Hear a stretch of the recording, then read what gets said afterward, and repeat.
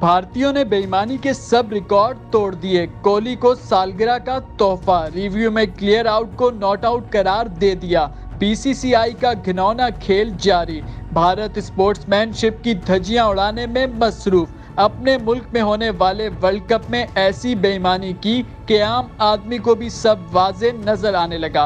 बाकी सब टीमों के बॉलर्स जो दुनिया के टॉप तरीन बॉलर्स हैं वो भारतीय पिचेस पर स्ट्रगल कर रहे हैं, जबकि भारत के एवरेज बॉलर भी सुपरमैन बन गए हैं, विकेटों पर विकेटें ले रहे हैं, जिसने शायकीन क्रिकेट को हैरानी में मुब्तला कर दिया है। ये हैरानी तब मजीद तशवीश में बदल गई जब कोहली को उनकी सालगिरह पर क्लियर आउट को अल्ट्रा एज में नॉट आउट में बदल दिया गया। सामने बॉल बल्ले से लगती नजर आ रही थी, लेकिन अल्ट्रा एज की आवाज ही गायब हो गई। सामने से गेंद बिल्कुल बल्ले से लगी, जबकि साइड से ऐसे लगा जैसे बल्ले ने खुद को कम कर लिया हो। मसका खेज फैसला था जिसने भारत की बेईमानी का पोल खोल दिया। एक और एलबीडब्ल्यू का फैसला भी भारत के हक में गया, जो बॉल बाहर जानी थी वो विकेटों में जाती दिखा दी। ये पहली मर्तबा नहीं हुआ। 2011 मोहाली सेमीफाइनल में तेंदुलकर को भी इसी तरह नॉट आउट करार दिया था, जब सईद अजमल की बॉल साफ विकेटों में थी,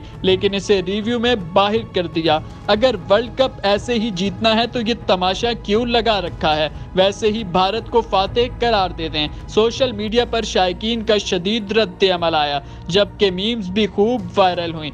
एक सारिफ ने फुटबॉल ग्राउंड की फनी तस्वीर शेयर करते हुए लिखा कि अगर फुटबॉल वर्ल्ड कप भारत में होता तो ऐसे ग्राउंड भारत की टीम के लिए होने थे।